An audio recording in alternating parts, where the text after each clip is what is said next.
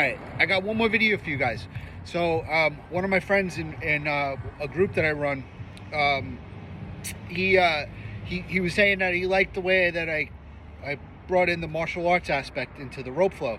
Now I feel like if there's anything that I kind of do well, besides acupuncture in life, it's probably martial arts. Okay, but anyway, I'm always thinking about the martial aspect when I'm rolling ropes, right? So just a couple of examples of that. Now we spoke in the other video about the overhand pattern, right? So this overhand pattern. Now watch, I can actually incorporate elbows into this pattern, right? And that is how I can get this sort of a good flexibility while my head is centered over my balance point, right? So that's one aspect of this, right? Another thing you can do just to train your hands, right, is go really fast, right? Try to keep it tight, right? Always weaponizing,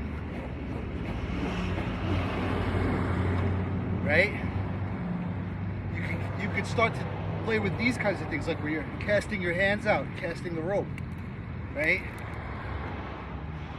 Right, so then I always think about those slashes and those punches, right? Now, from the underhand perspective, right, like I was saying before, you have your uppercuts, you also have your up elbows, right? And this is all core generated, right? So what is a good boxing punch, right? The guy dips, and then your return there is always this core generated, right? Okay, another way you can work the weaponization in the rope, right? Let's say we're in this underhand pattern, right? And I start to do my sneak, right? So two things here, right? What is this? That feels like an inside block to me, right? You see that? So that works your timing, right? Right, I could think about bringing that, right? Bringing that, this little circle. It could be, you know, in real life it's maybe a little smaller, maybe you stay in your guard, but you're just here, right? But the idea is that you get thousands of reps just by doing sneaks.